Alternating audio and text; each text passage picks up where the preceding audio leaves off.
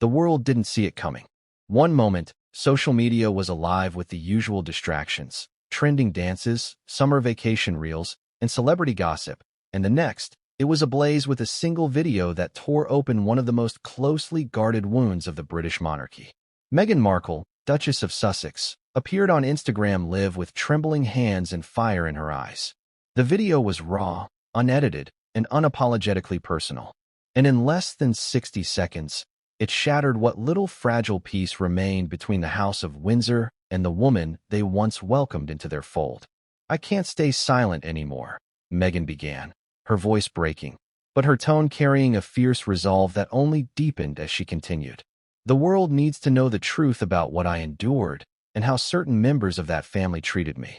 This isn't just my story, it's about accountability." Before we continue, please hit the like button, subscribe to the channel, and turn on the notification bell for updates. Then, with the poise of someone aware she was about to drop a bomb, Meghan delivered the words that would send shockwaves across the globe. "Catherine made me feel less than. She made me feel unwelcome.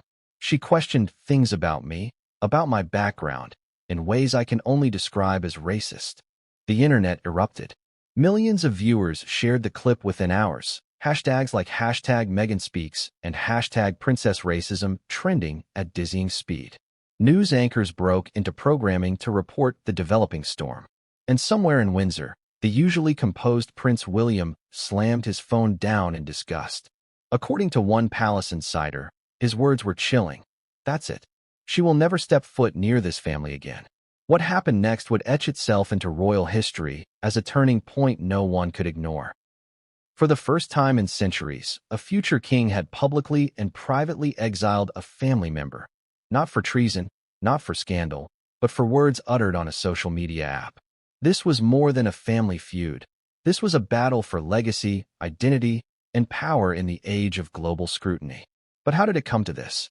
How could a once hopeful alliance between Meghan and the royal family decay into such venom that William, who had once warmly welcomed her into his home, felt compelled to impose a lifetime ban?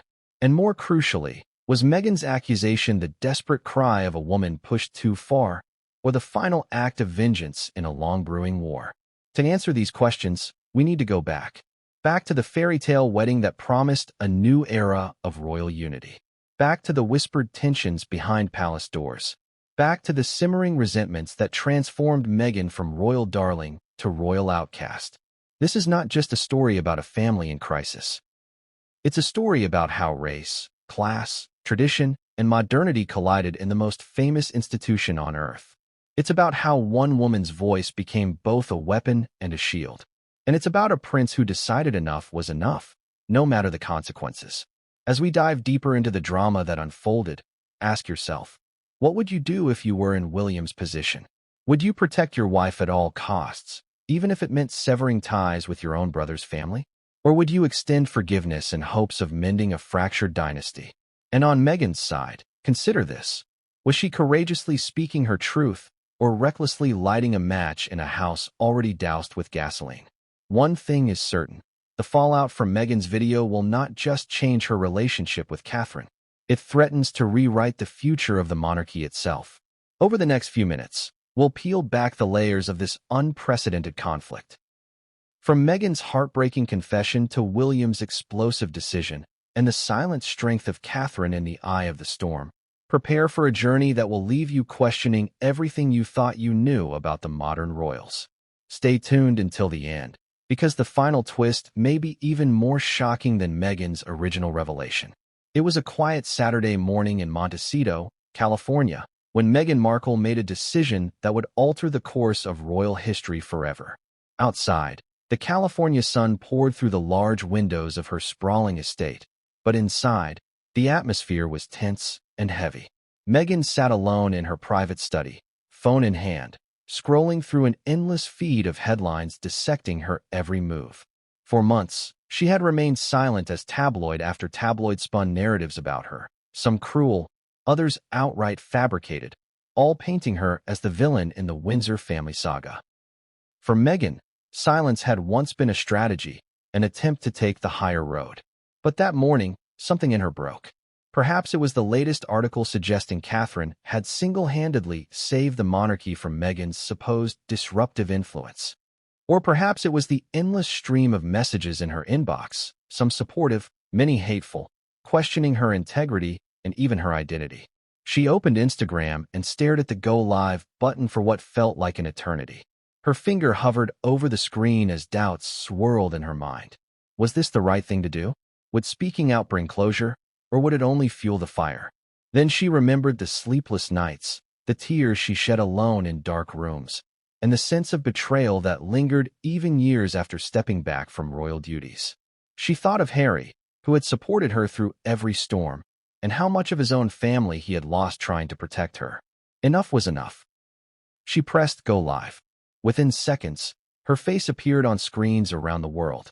Dressed in a simple cream blouse, her hair pulled back into a loose bun, Meghan looked directly into the camera with an expression that was equal parts sorrow and steely resolve.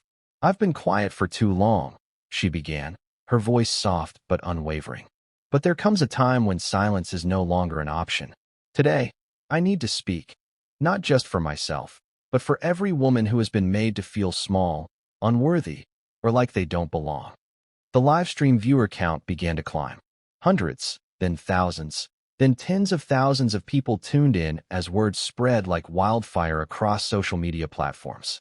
Celebrities, journalists, royal watchers, and everyday people scrambled to witness what felt like the beginning of something seismic.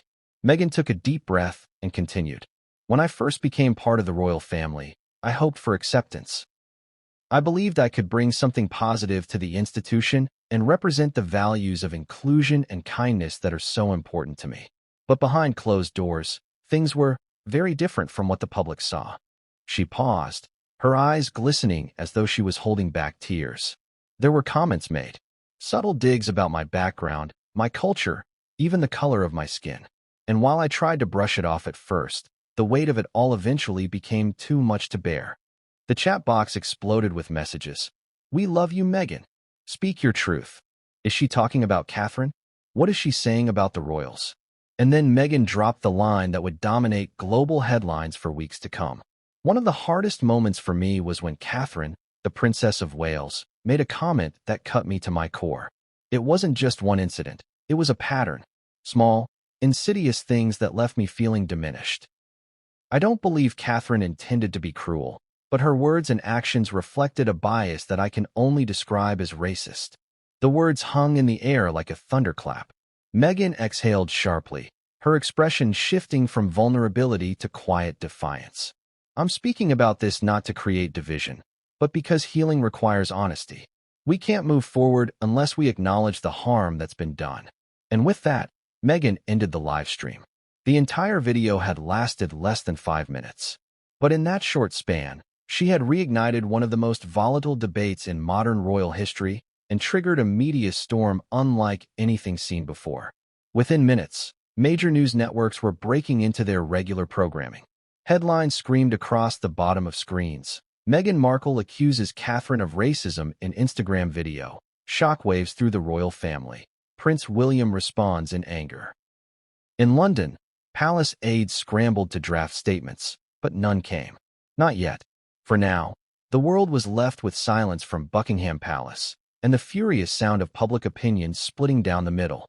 Halfway across the world, Prince William watched the video in his Kensington Palace office. As he listened to Meghan's words, his jaw tightened, his hands gripping the edge of his desk. "That's it," he muttered, his voice low but seething with anger. "She's finished. She's never coming back." It was a moment that royal insiders would later describe as William's line in the sand. A moment when the future king chose to prioritize loyalty to his wife over the fragile ties to his brother's family. The ban was swift and total. Meghan Markle was no longer welcome at royal functions, family gatherings, or even private celebrations.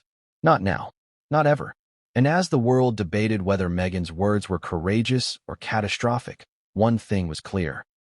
The war between the Sussexes and the Cambridges had entered a new, dangerous chapter, one with no hope of a happy ending. This was no longer just about family drama. This was about legacy, power, and the fight for truth in the unforgiving spotlight of global attention. The Instagram video was only the beginning. The moment Meghan's Instagram video ended, the air inside Kensington Palace grew impossibly still. For Catherine, Princess of Wales, it was as though the walls themselves had absorbed the echo of Meghan's accusations, holding them like a bitter draught in every corner of the stately residence. She had been in the middle of preparing for a children's charity visit, her hands gently laying out a small stack of books she intended to donate, when her private secretary rushed in with a pale face and a phone in hand. "Ma'am," the aide said softly but urgently, "you need to see this." Catherine's instincts told her immediately that it wasn't good news. She took the phone, her serene expression unchanging even as her pulse quickened. As the video played, she watched in silence, no flicker of emotion betraying her thoughts. The words "Catherine made me feel less than," and "a bias I can only describe as racist," pierced through her like shards of glass. For a brief moment, her fingers tightened around the phone. Then, with her signature poise, she set it down on the polished oak table. "I see," she said quietly. There was no outburst of anger, no tears, no verbal retaliation. That wasn't Catherine's way. She had been raised in a family that valued discretion and dignity, and those lessons had been amplified tenfold since stepping into the royal spotlight. The Princess of Wales understood, perhaps better than anyone, the weight of public perception and how a single misstep could unravel years of careful image building. But inside, a storm was brewing. This wasn't the first time Meghan had publicly alluded to tensions with her. The Oprah interview had brought its own wave of controversy years earlier, but this felt different. More personal, more direct. Catherine couldn't help but replay every encounter she'd ever had with Meghan, searching for moments that might have been misconstrued or regrettable. Had she been cold? Perhaps, in her own guarded way, she had been distant at times.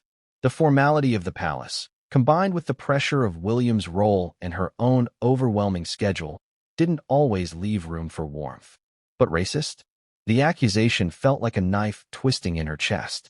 As aides whispered anxiously in nearby corridors, Catherine straightened her shoulders and spoke in her calm, measured tone. "There will be no response from me," she said. "At least not today." Her private secretary hesitated. "But ma'am, the press will demand a statement." "They're all ready." "I know." Catherine interrupted gently but firmly. "But if we engage now, we give her words more power. Let them settle first." Her decision was not born of weakness, but of strategy. Catherine understood the art of silence. She knew that every word she uttered, every expression on her face, would be dissected endlessly by tabloids and commentators hungry for a narrative. She also knew that sometimes the greatest strength lies not in defending oneself, but in allowing the truth of one's character to speak louder than any accusation. Still, the emotional toll was undeniable. That evening, after returning from her public engagement, Catherine retreated to her private quarters. She removed her diamond earrings and carefully placed them in their velvet case, her movements slow and deliberate. William entered the room, his face tight with frustration.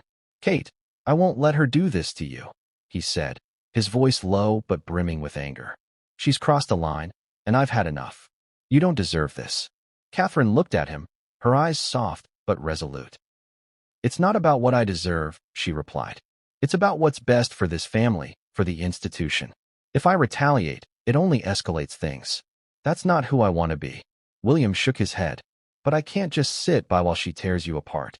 She's gone too far this time." "I know," Catherine said, placing a gentle hand on his arm. "And I trust you to do what you think is right. But I won't fight her in public. That's not my way." Her words carried the weight of both personal conviction and royal duty. For Catherine, the crown came with an unspoken code. Never complain, never explain. And though that code often felt suffocating, it had also been her shield in times of crisis. In the days following Meghan's video, Catherine's silence became its own statement. While the media swirled with speculation and commentators demanded a response, Catherine continued her engagements as though nothing had happened. She visited hospitals, smiled warmly at children, and spoke passionately about early childhood development. To the public, she appeared unshaken. But behind closed doors, those closest to her saw the strain etched subtly on her face, the slight darkening beneath her eyes, the occasional moment where her composure faltered when she thought no one was watching. Friends of Catherine quietly reached out to the press, offering anonymous quotes defending her character. Catherine has always been inclusive and kind, one insider said. She would never intentionally hurt anyone, and to accuse her of racism is completely unfair. The public was divided. Some praised Catherine's restraint, calling her silence a masterclass in grace under fire. Others criticized it, demanding that she address Meghan's claims head-on. But Catherine remained steadfast, because for her, this wasn't just about reputation. It was about protecting her children, her marriage, and the institution she had sworn to uphold. She understood the stakes. One misstep, and the monarchy itself could be pulled further into chaos. As the days turned into weeks, Catherine's silence became louder than words. And in that silence, the world began to wonder. Was this the calm before reconciliation, or the quiet before the storm? The news had been relayed to him within minutes of Meghan's live video ending. He had been in the middle of a strategy meeting at Kensington Palace, poring over plans for a major environmental initiative, when one of his senior aides interrupted, her face ashen. William rarely allowed disruptions in such settings. Discipline and focus were hallmarks of his leadership, but the look on the aide's face told him this wasn't an ordinary matter. "Sir, there's something you need to see." Meghan has gone live on Instagram. She's accused the Princess of Wales of racism. Those words landed like a hammer blow. For a fleeting second, the room seemed to constrict, the air pulled tight around him. William's fingers tightened on the edge of the oak table. His heart rate spiked, not out of fear, but out of a familiar, simmering rage. "Play it," he ordered. They wheeled in a laptop and cued the video. As Meghan's face appeared on the screen, William leaned forward, his blue eyes narrowing. He watched without interruption, his jaw tightening with every word. Catherine's name was spoken directly, a bias I can only describe as racist. A muscle in his cheek twitched. When the video ended, the room fell into silence. Advisors exchanged nervous glances, unsure whether to speak. They had seen William angry before, but this felt different. There was no raised voice, no dramatic outburst. Just an icy stillness that seemed more dangerous than shouting ever could be. "She has crossed the line," William said, his voice low and measured. "And this time, there's no coming back." An advisor cleared his throat nervously. "Sir, perhaps we should wait for the king's input before." "No," William cut him off sharply. "This isn't about protocol. This is about my wife, the future queen of this country, being accused of racism in front of the entire world. And I will not stand for it." The declaration hung in the air like a thunderclap. For years, William had walked a delicate tightrope in dealing with his younger brother and Meghan. At first, he had welcomed her with genuine warmth, seeing how happy she made Harry. He remembered pulling Harry aside before the engagement announcement, cautioning him gently. "Are you sure? This is a big step, and life inside this family isn't easy." Harry had bristled at the time, interpreting William's words as condescension rather than brotherly concern. Since then, the cracks between them had widened into a chasm. The Oprah interview, the Netflix series, Harry's memoir, all had added layer upon layer of hurt and mistrust. But still, for Catherine's sake and for their children, William had tried to keep the door open. He had even suggested private meetings in the past, quietly reaching out to Harry in hopes of a truce. This video felt like a betrayal too far. Later that evening, William found himself alone in his study, pacing the floor like a caged lion. The rain tapped against the window panes, a steady rhythm that only seemed to amplify his thoughts. Catherine entered quietly, her presence a calming force in his storm. "Will," she said softly, "don't let this consume you." He turned to face her, his expression anguished. "Kate, she's painted you as something you're not. The whole world is talking about this. I can't. I won't let her drag your name through the mud like this." Catherine walked over and took his hands in hers. "I know you want to protect me, but if we escalate, we give her what she wants, more headlines, more drama. Let's not let anger guide us." But William shook his head. "This isn't just anger. This is about boundaries. She has accused the future queen of racism. If we stay silent, people will think it's true." Catherine's eyes searched his. "So what will you do?" His jaw set, his shoulders squaring as if carrying the weight of the monarchy itself. "She is no longer welcome in this family. Not at public events. Not at private ones. Not even for Christmas. As long as I draw breath, Meghan will never set foot near us again. Catherine said nothing for a long moment. Chicot. The next morning, word of William's private decree began to leak from palace sources. Headlines blared across Britain and beyond. William bans Meghan for life. Royal rift now irreparable. Future king draws line in the sand. For some, William's action was viewed as an overdue defense of his wife and the institution he would one day lead. For others, it seemed harsh, a permanent severing of familial ties that could never be restored. Inside the palace, staff whispered about William's resolve, some admiring his loyalty, others fearing the damage such a drastic move could do to the monarchy's fragile image. But no one doubted one thing. This was not a man acting on impulse. This was a future king protecting his queen at all costs. And somewhere across the ocean, Meghan and Harry watched the headlines unfold, realizing that whatever bridge had remained between them and the Windsors had now been set ablaze. As William stood at the window of Kensington Palace, staring out at the grey London sky, one thought echoed in his mind. This is the price of duty. This is what it means to be king. As the world debated the fallout from Meghan's explosive Instagram video and William's unprecedented ban, one man found himself trapped in a tightening vice of loyalty and love.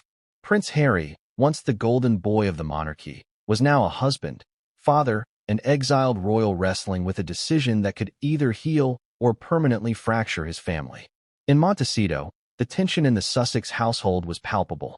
Meghan, though outwardly calm, seemed to vibrate with a quiet intensity, her hands clenched tightly around her phone as she scrolled through an endless feed of headlines and social media reactions. Harry, meanwhile, paced the hardwood floors of their sunlit kitchen, his face a mask of worry. "They're twisting your words already," Harry said, his voice tinged with frustration. "They're making it sound like you've declared war on Catherine." Meghan looked up at him, her eyes filled with both defiance and hurt. "I didn't declare war, Harry. I spoke my truth. I couldn't let her smile and wave while the world believes she's perfect. People needed to hear what really happened." Harry sighed and ran a hand through his hair. He had heard Meghan's explanation before, how Catherine's words and actions, whether intentional or not, had left scars that never quite healed. He believed her. He had seen her cry in the early days of their marriage, had held her when she confessed how isolated and unwanted she felt within the royal fold. But believing her and confronting his brother about it were two very different things. Because William wasn't just his brother. He was the heir, the man Harry had idolized as a boy, the one who held his hand during their mother's funeral and whispered promises that they would face the world together. And now? Now William had made it painfully clear Meghan was out. For life. The weight of that decree pressed down on Harry like a physical force. What do I do? He asked himself for the 100th time that day. Later that evening, as Meghan put Archie and Lilibet to bed, Harry retreated to his study. He stared at his phone for what felt like hours, his thumb hovering over William's contact. He had tried to call the day the video went viral, but the call had gone unanswered. No message. No acknowledgement. Just silence. Finally, he dialed again. It rang once. Twice. 3 times. "Harry." William's voice came through, clipped and cold. "Will?" Harry said, his voice tight. "We need to talk." "There's nothing to discuss," William replied sharply. "You saw the headlines. You know what she said. And you know how I feel about it. She's hurting, well. She's been holding this in for years," Harry pleaded. "You and Kate. Maybe you didn't mean to, but you made her feel unwelcome. You have to understand her perspective." There was a pause on the line, and for a moment Harry thought he heard his brother sigh. But then William's voice returned, harder than before. "Don't lecture me about understanding. I've bent over backwards to make things work, Harry. And what did I get for it? Public humiliation. She accused my wife, your sister-in-law, of racism. Do you even realize how serious that is?" Harry's chest tightened. She wasn't trying to humiliate anyone. She's speaking about her experience. Can't we find a way forward? "There is no way forward," William said firmly. "Not this time. Meghan is banned from royal life. And if you can't accept that, maybe you should think about where your loyalties really lie." The words hit Harry like a punch to the gut. "Are you asking me to choose between my wife and my family?" "I'm asking you to accept the consequences of her actions," William replied. You made your choice years ago when you walked away. But now, this is final. Don't call me again unless you're ready to talk about how you're going to fix this." And with that, the line went dead. Harry stared at his phone, his hands trembling. He felt like he had just lost his brother all over again. Meghan entered the room moments later, her brow furrowed as she saw the anguish on Harry's face. "Was it him?" she asked softly. Harry nodded, unable to find his voice. "And?" she pressed gently. He's done with us," Harry whispered. "He says you're banned. For life." Meghan sat beside him and took his hand. "Harry, I know this isn't what you wanted. But maybe this is what they've always wanted, to push us out completely. To silence us." Harry looked at her, his eyes clouded with pain. "You don't understand, Meg. He's my brother. We were supposed to grow old together, raise our kids side by side. And now we raise our kids in peace." Meghan interrupted, her voice calm but resolute. "We don't need them. Not if they're going to treat us like this." But Harry wasn't so sure. Deep down, he couldn't shake the feeling that a part of himself was still tethered to the life he had left behind. To his brother, to his father, to the memory of his mother, who had once whispered to him and William that they would need each other more than ever in this world. For Harry, the question wasn't whether he loved Meghan. He did, fiercely and without question. The real question was whether he could live with the cost of that love, the possibility of never repairing the only family he had ever known. That night, as he lay awake beside Meghan, staring at the ceiling, he wondered if there was any path left that didn't lead to heartbreak. And across the ocean, in the palaces and corridors where his family now walked, Harry's absence was felt like an ache, a wound that seemed to grow deeper with every passing day. The morning after Meghan's Instagram video and William's swift response, the world felt like it was holding its breath. From the bustling streets of London to the quiet suburbs of America, people everywhere were glued to their phones, televisions, and laptops, eager to consume the latest twist in what had already become the royal family's most explosive chapter in modern history. It wasn't just news, it was a cultural earthquake. On Twitter, hashtags trended globally. Hashtag I stand with Meghan, hashtag justice for Catherine, hashtag royal racism, and hashtag Meghan ban. The comments beneath these tags were a battlefield of clashing ideologies, with supporters and detractors hurling arguments like arrows across digital trenches. "She's finally telling the truth. Meghan has been silenced for too long," wrote one user, their words racking up tens of thousands of likes. "This is disgusting. Catherine is the very image of grace. Meghan is playing the victim again," countered another, igniting a thread of furious replies. Even in coffee shops and boardrooms, the debate seeped into daily life. Friends who had never cared much for royal affairs suddenly found themselves arguing passionately about a family thousands of miles away. Was Meghan brave or reckless? Was William protective or punitive? Was Catherine complicit in Meghan's pain or an innocent bystander unfairly targeted? In Britain, morning shows dissected every frame of Meghan's 5-minute video. Body language experts were brought in to analyze her expressions, her pauses, the inflection of her voice. Some hosts nodded sympathetically, describing Meghan's words as a courageous stand against an outdated institution. Others shook their heads in disapproval, accusing her of undermining the monarchy in an act of selfish revenge. "It's unprecedented," declared one royal commentator on BBC. "A future queen consort has been accused of racism by a member of her own family. And now the future king has retaliated by effectively exiling that family member for life. We are witnessing history in real time."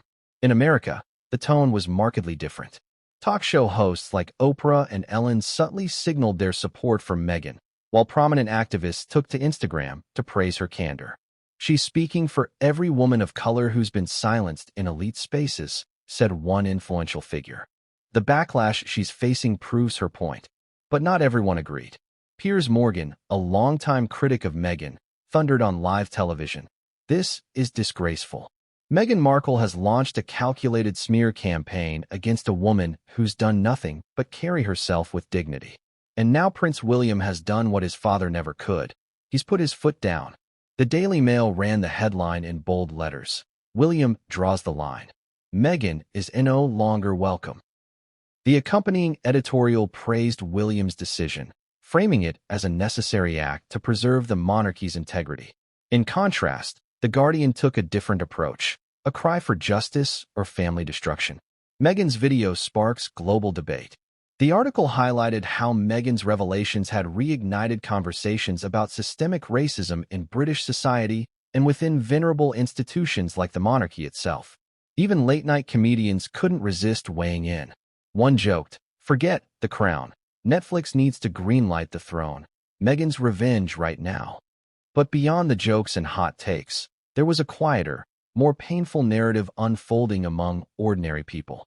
In a modest flat in Manchester, a young black woman named Aisha sat with her mother watching the news. "Mom," she whispered, "this is why we always say it's not about burning crosses or slurs. It's the small things, the looks, the comments." If Meghan felt it in the royal family, what hope do the rest of us have? Her mother nodded solemnly. Maybe now more people will understand. Meanwhile, in a leafy suburb outside London, an elderly couple shook their heads at their breakfast table. "This nonsense has gone too far," the husband muttered. "That girl's going to bring down the monarchy if she's not stopped." His wife sipped her tea. "And William's right to protect Catherine. She doesn't deserve this." It wasn't just a debate. It was a mirror reflecting the deep divides in society itself. The palace, true to form, released no official statement. Their silence only added fuel to the fire. Journalists camped outside Buckingham Palace gates, desperate for a glimpse of anyone who might speak on the record. But all they saw were black cars coming and going, their tinted windows concealing the turmoil within. An unnamed royal aide, speaking to a respected newspaper, offered a rare insight. "The Prince of Wales is resolute," the aide said. "He will not allow this accusation to stand unchallenged, not because he seeks revenge, but because he feels a duty to protect his wife and the future of the monarchy. He believes Meghan has crossed an unspoken line." At the same time, Meghan's friends rallied to her defense. Serena Williams posted a cryptic Instagram story. "The truth is a powerful thing. Proud of you, sis." A-list supporters like Tyler Perry and Ellen DeGeneres shared subtle messages of solidarity. And then there was Harry, silent, unseen. Where was he in all this? Was he crafting a statement? Was he pleading with his brother behind closed doors? Or was he, as some tabloids speculated, torn to pieces in private, caught between the woman he loved and the family he once belonged to? As the noise escalated, a sense of foreboding began to settle over the public conversation. It was clear that this wasn't just another royal squabble. This was a war of narratives, a battle for hearts and minds. And for many, it felt as though the very idea of the British monarchy was teetering on a knife's edge. Would William's firmness be remembered as the act that saved the crown, or as the decision that doomed it to irrelevance? Would Meghan's video be seen as a bold strike for truth, or as the spark that burned a family beyond repair? And in the middle of it all, ordinary people were left to pick sides, wrestle with uncomfortable truths, and wonder what kind of world their children would inherit if even princes and princesses could not find peace. The story was far from over. Inside the ancient stone walls of Buckingham Palace, there was no outward sign of turmoil. The grand corridors remained polished to perfection, gilded portraits of monarchs past stared down in silent judgment, and the staff moved with the same quiet precision they had honed over decades of service. But behind closed doors, the atmosphere was electric with tension, as though the palace itself was bracing for an unseen storm. The crisis began the moment Meghan's Instagram video went live. Within minutes, senior aides received panicked phone calls from news editors and palace correspondents demanding comment. Aides rushed to brief King Charles, who had been in a meeting about Commonwealth trade initiatives when his private secretary interrupted with a grave expression. "Your Majesty," the secretary murmured, lowering his voice so as not to alarm the room. "There's been a development. Meghan has posted a video. It's gone viral. She's directly accused the Princess of Wales of racism." Charles's brow furrowed, his hands tightening around his reading glasses. He dismissed the meeting and moved quickly to his private study, his steps unusually brisk for a man accustomed to measured composure. As the video played on an aide's phone, Charles's lips pressed into a thin line. For a long moment, he said nothing. "How bad is it?" he finally asked. "Very bad, sir," the aide replied. "The press is already running headlines. Social media has exploded. And Prince William has responded. Responded. Charles's head snapped up. Yes, sir. He's banned Meghan from all royal functions. For life. The king leaned back in his chair, exhaling slowly. His expression was one of both weariness and simmering anger. This family has been through enough, he muttered. We cannot afford another public spectacle. Across the city, at Kensington Palace, the mood was even more volatile. William was in his private office with senior advisors gathered around him. The future king had made his position clear. Meghan's accusation against Catherine was beyond forgiveness. She has attacked my wife's character in front of the entire world, William said, his voice low but sharp as a blade. I don't care what kind of PR strategy we employ, she is not to be welcomed back. Ever. One advisor, a seasoned palace veteran, tried to inject caution. Sir, if I may, banning her entirely could create further divisions, not just within the family, but in the public. There are those who see her as a victim. Might we consider a softer approach? William's blue eyes blazed with determination. A softer approach is what brought us here. Enough. I will not have Catherine dragged through the mud while we cower behind polished statements. But, sir, another aide ventured carefully. Should we at least consult with His Majesty the King before issuing any formal directive? The optics. This is my family, William interrupted, his voice rising slightly. This is my wife. And as far as I'm concerned, my word stands. As the advisors exchanged uneasy glances, it became clear that William's decision was not up for debate. Meanwhile, Catherine moved through the palace with her characteristic serenity, but even the staff closest to her noticed subtle cracks in her usual composure. She smiled at the housekeepers and thanked the footmen, but there were moments, fleeting but telling, when her eyes seemed distant, her hands fidgeting with the hem of her sleeve. In private, she confided to her mother, Carol Middleton, during a rare phone call. I don't know how it came to this, Mom, Catherine said softly, her voice trembling just enough for her mother to notice. I tried to be kind. I really did. But she sees me as her enemy. And now, the whole world thinks I'm something I'm not. Carol's voice on the other end was warm but firm. You are not responsible for how she feels, darling. You've held yourself with grace. That's all anyone can ask of you. But Catherine couldn't shake the gnawing feeling of dread in her chest. She worried not just for herself, but for her children, for William, and for the fragile monarchy that seemed to lurch from one crisis to the next. Back in Buckingham Palace, Charles convened an emergency meeting with his most trusted advisors. The group included Camilla, Queen Consort, who had her own history of weathering public scrutiny. This cannot become another Oprah situation, Camilla said bluntly. We were unprepared last time. We won't make the same mistake again. What are you suggesting? Asked Sir Edward Young, the king's private secretary.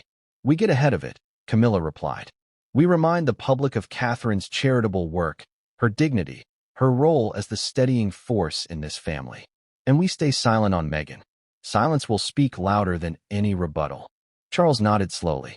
We walk a delicate line. If we speak, we risk inflaming the situation. If we stay silent, we may appear weak. Your Majesty, one advisor said cautiously, the Prince of Wales has already acted decisively. Perhaps it's time the monarchy itself shows the same resolve. Charles's face hardened. Then we proceed carefully. But make no mistake, this institution will not be brought to its knees by a social media post. That night, as the palace lights dimmed and the corridors grew quiet, the weight of the day settled heavily over everyone within its walls. The monarchy had survived scandals, abdications, divorces, and tragedies. But this was different. This was a generational war, a clash of tradition and modernity, of duty and individual truth, of silence and speaking out. And as the family braced for the next wave of fallout, the question lingered like a specter in the palace halls. Could the House of Windsor withstand this storm, or was it already beginning to crumble from within? The days following Meghan's Instagram video were a whirlwind of controversy, debate, and global fascination. But as the palace maintained its dignified silence and William's decree reverberated across headlines, Meghan's inner circle began to stir. From Montecito to Manhattan, her friends, supporters, and influential allies rallied to her defense in what would soon feel like a counteroffensive against the royal machine. It began quietly at first. A few cryptic posts on social media from people in Meghan's orbit hinted at solidarity. Then the messages grew louder, bolder, and unmistakably aimed at the institution that had closed its doors to her forever. Serena Williams, Meghan's longtime friend and confidant, was one of the first to speak publicly. In an Instagram story, she posted a black. Close behind was Tyler Perry, the filmmaker and media mogul who had offered Meghan and Harry sanctuary during their most tumultuous time after stepping back from royal duties. During a live interview, he spoke candidly. "Meghan is one of the most thoughtful, kind-hearted people I've ever met," Perry said. "To see her accused of things that don't align with her character is heartbreaking. She's standing up for herself, for her children, for every person who's ever felt marginalized or dismissed. And for that, she deserves support, not condemnation." Across the Atlantic, however, the reaction to these celebrity endorsements was split. British tabloids dismissed the statements as Hollywood virtue signaling, accusing Meghan's supporters of wading into matters they couldn't possibly understand. But in America, the narrative was different. Talk shows praised her courage. Activists and journalists reframed her story as part of a larger struggle against systemic racism and entrenched power structures. "She's not just fighting for herself," said a prominent commentator on MSNBC.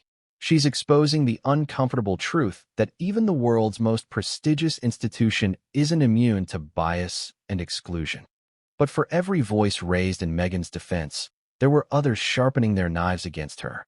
Piers Morgan doubled down during a fiery television monologue, his face red with indignation. "This is yet another calculated move from Meghan Markle to paint herself as a victim and tear down Britain's beloved monarchy," he thundered. "The royal family welcomed her with open arms, and now she spits in their faces. And as for these celebrity friends, none of them have the slightest clue what happens behind palace walls." The Daily Mail published a scathing editorial titled "The Meghan Machine: How Hollywood is Backing a Duchess Who Burned Her Bridges." But Meghan's allies were undeterred. In Montecito, Meghan was quietly moved by the flood of support she was receiving. Messages poured in from friends, colleagues, and strangers alike. Some were heartfelt letters recounting personal experiences with prejudice and thanking her for her bravery.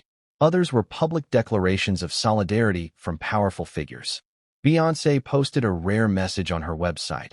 "We see you, Meghan. We hear you. Thank you for using your voice."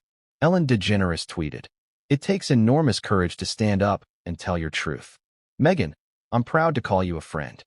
Oprah Winfrey, whose interview with Harry and Meghan had lit the first sparks of controversy years earlier, shared an image of herself with Meghan alongside the caption, "Truth is liberating, even when it shakes the world. Sending love to my sister." For Meghan, these gestures were more than just comforting. They were validation. "She's finally being heard," one friend confided to a journalist. For years she felt like she was screaming into a void, like nobody cared about what she was going through. Now the world is listening. But not everyone was convinced that this growing wave of support would help Meghan in the long run. Some analysts warned that the involvement of American celebrities risked deepening the cultural chasm between Meghan and the British public. Every time a Hollywood star comes out swinging for Meghan, it reinforces the idea that she's more aligned with LA than London, said a royal historian during a BBC panel discussion. It plays right into the palace's narrative that she's an outsider who never fully embraced royal life. Within the palace walls, the royal family watched these developments with a mixture of unease and quiet fury. Charles, ever cautious about escalation, reportedly instructed aides not to respond to Meghan's supporters. But William's resolve hardened further.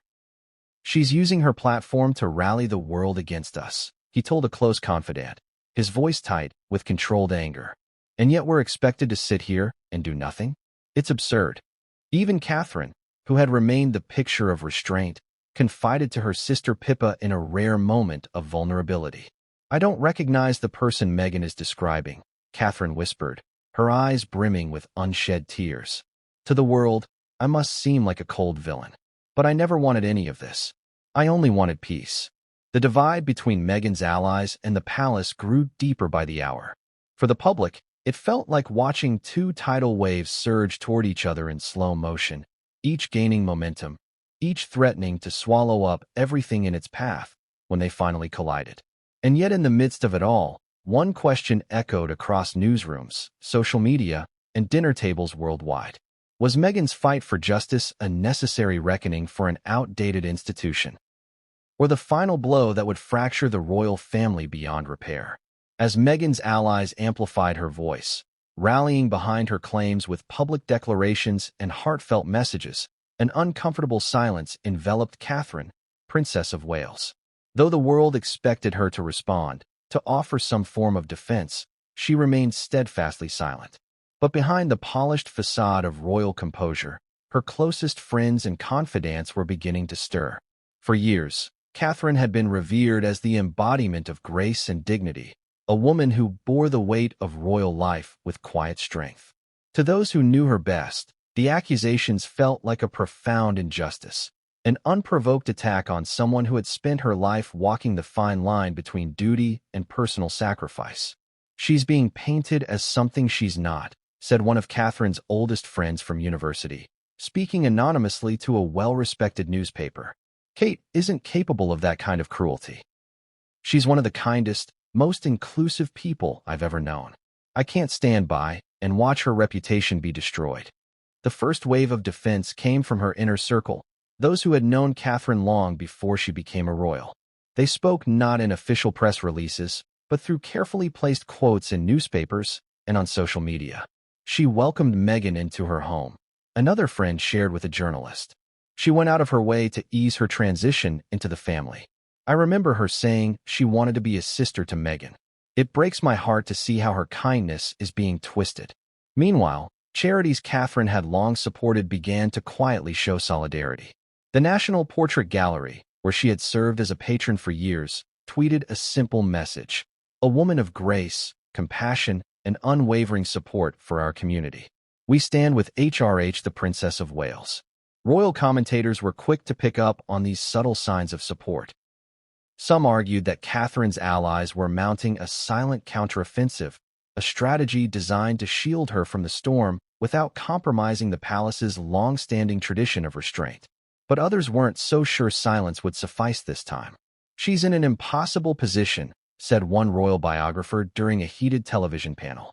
"If she speaks, she risks escalating the conflict. If she remains silent, she risks appearing guilty in the court of public opinion." This is unlike any crisis the modern monarchy has faced. Even as the debate raged on, Catherine tried to focus on her public duties. At a children's hospice in East Anglia, she arrived with her signature warm smile, greeting staff and families with genuine warmth. But those who watched closely could see the strain behind her eyes, the slight tension in her posture. "She looked tired," one royal correspondent noted. "She's carrying this with her, even if she won't admit it." Behind closed doors, Catherine confided in her sister Pippa once more. "I feel like I'm in a nightmare I can't wake from," Catherine whispered late one evening over the phone. "Everything I've worked for, the trust of the public, the stability for my children, it's all unraveling because of something I didn't do." Pippa's voice was firm. "You don't need to fight fire with fire. Your actions speak louder than her words ever could. People will see through this." But Catherine wasn't so sure. For the first time in her royal life, she felt vulnerable, not because of her own actions, but because of the relentless noise surrounding her. Meanwhile, palace aides were torn over how to proceed. Some favored a direct rebuttal to Meghan's accusations, fearing the longer they stayed silent, the more entrenched the public narrative would become. Others argued that any statement would only add fuel to the fire. Ultimately, Charles sided with the latter camp. "We must remain above this," he reportedly told his senior staff. "We cannot allow ourselves to be dragged into a public brawl." But William was less patient. "She's not just attacking Meghan anymore," he said to a trusted advisor. "She's attacking Kate, and I won't let that stand." In a rare moment of unity, Catherine placed a calming hand on his arm. "Let them talk, Will," she said softly. "The truth will outlive the headlines." Still, her inner circle was unwilling to remain entirely passive. Friends, family members, and even former staff began working behind the scenes to quietly counter Meghan's narrative. They spoke of Catherine's years of advocacy for mental health, her championing of diversity in her charitable work, her unwavering kindness to staff and strangers alike. And while Meghan's supporters continued their vocal campaign, A quieter movement began to take shape online. Hashtag We Stand With Catherine. It trended in the UK within hours, with thousands posting stories, photos, and testimonials about the princess's grace and dedication. She's the epitome of class, one post read. She doesn't need to explain herself because her actions speak louder than words. Another user wrote, "It's easy to point fingers. It's harder to live with dignity under constant scrutiny." Catherine has done both. But as support for Catherine grew, so too did the divisions. The world wasn't just watching a family feud. It was choosing sides in a cultural war over race, privilege, power, and truth. Was Catherine truly the victim of an unjust smear campaign, or was her silence proof of complicity? Was Meghan bravely speaking her truth, or recklessly shattering the fragile bonds of family? And as the noise grew louder on both sides, one thing became clear. This wasn't going to fade away quietly. The battle lines had been drawn. And somewhere deep inside the palace, Catherine, calm on the outside, but quietly breaking within, wondered how much more her heart could endure. The sun hung low over Windsor Castle as the centuries-old fortress cast long shadows across its manicured lawns. From the outside, all appeared tranquil. The Union Jack fluttered gently in the breeze, and tourists still gathered at the gates, hoping for a glimpse of royalty. But within those ancient walls, the cracks in Britain's most famous family had grown into a chasm so wide it seemed nothing could bridge it. For Prince Harry, the realization that the gulf between himself and his brother might never close hit him with the force of a tidal wave. In Montecito, he sat alone in his garden, staring out at the horizon as Archie played nearby under Meghan's watchful eye. The sound of his son's laughter should have brought him joy, but instead, it twisted in his chest. A painful reminder of the family he had once hoped his children would grow up knowing. He thought of William, the brother who had been his anchor in the turbulent years after Diana's death. The brother who had stood beside him on so many milestones. Their mother's funeral procession, their first day at Eton, and even that fateful night out in their 20s when they laughed until their sides hurt. Now, those memories felt like fragments of a life that no longer belonged to him. Since Meghan's Instagram video and William's ban, Harry's attempts to reach out had been met with silence. Texts went unanswered. Calls were declined. Even intermediaries, mutual friends and aides, reported back with the same chilling response from William. There's nothing left to discuss. It was as if Harry no longer existed to his brother. "I can't believe it's come to this," Harry admitted quietly to Meghan one night as they sat together in their living room. "We promised Mum we'd always look out for each other. We were supposed to be unshakable." Meghan took his hand gently. "You've done everything you could, Harry. But at some point, you have to protect your peace." Harry nodded, though the words offered little comfort. Deep down, he knew Meghan was right, but he couldn't silence the gnawing sense of loss inside him. In London, William felt no less conflicted, though his resolve remained firm. He made his choice, William told a close friend during a private dinner.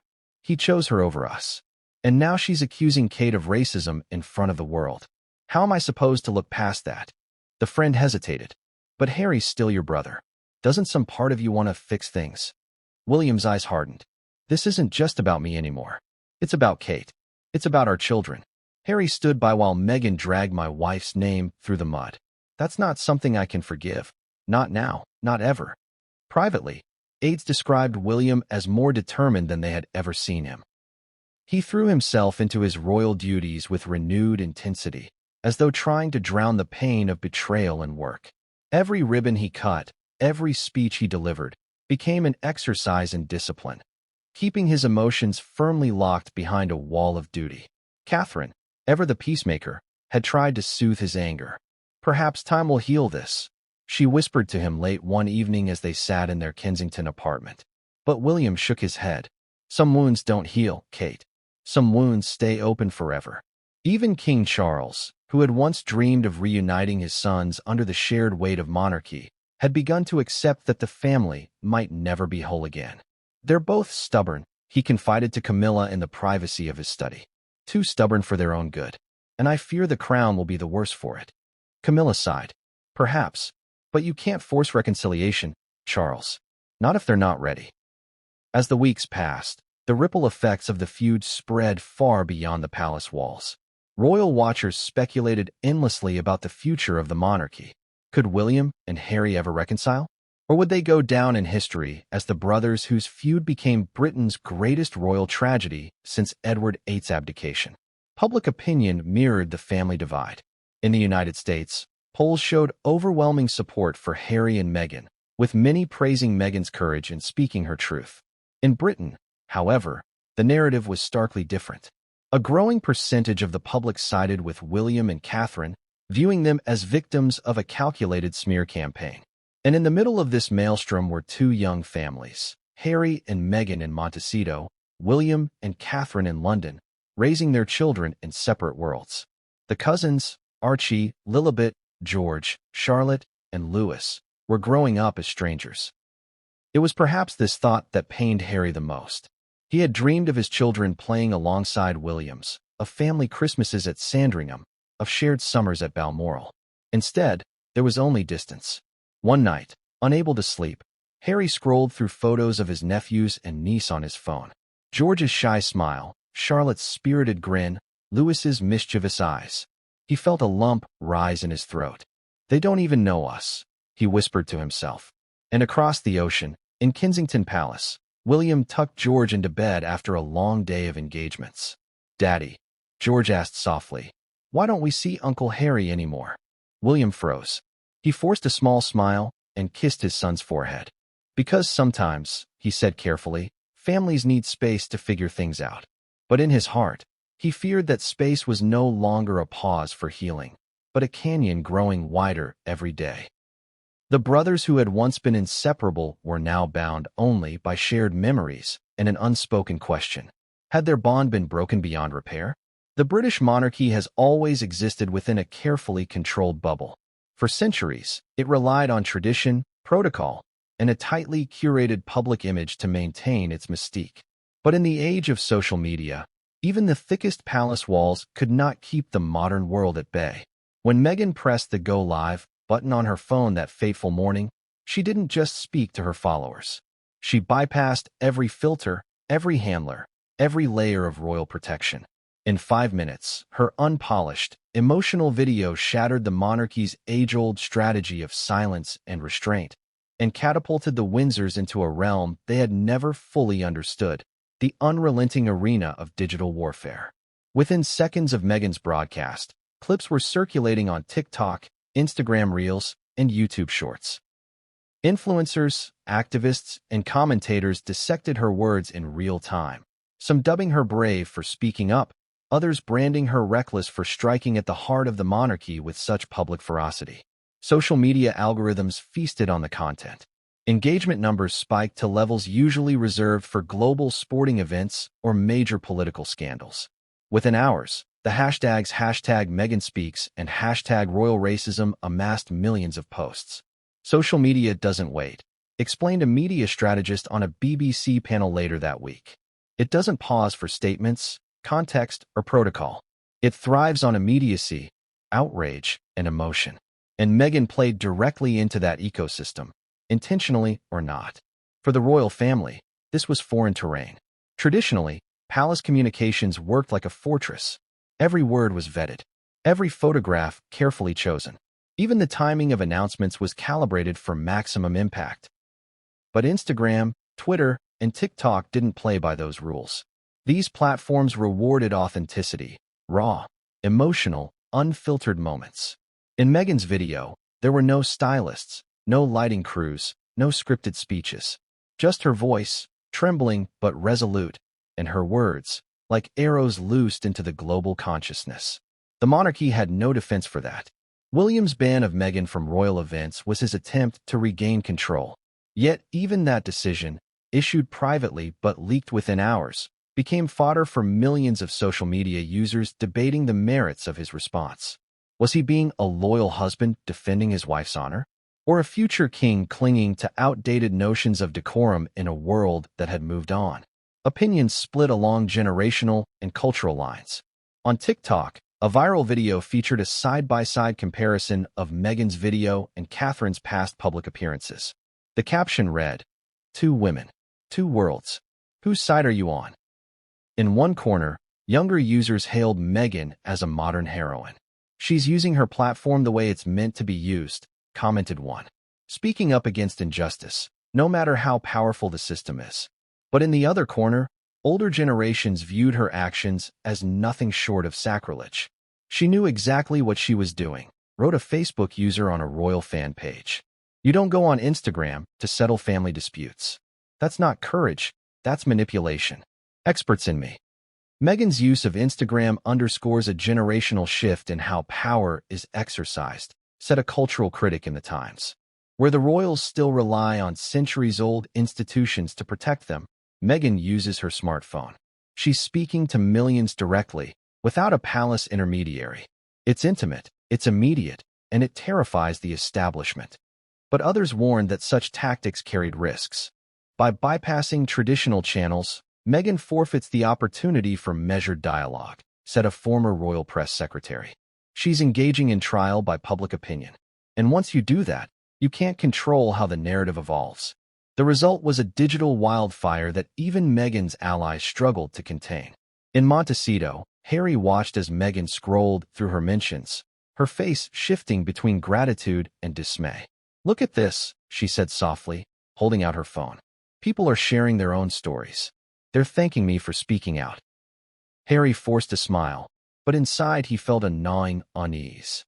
"Meg, they're also tearing us apart in some corners," he said gently. "You're trending, yes. But so is Kate. So is William. And the palace, they're not going to let this go." Meghan sighed, setting the phone aside. "I know. But if we keep silent, they win. They rewrite the story, Harry. This way, at least people hear it from me."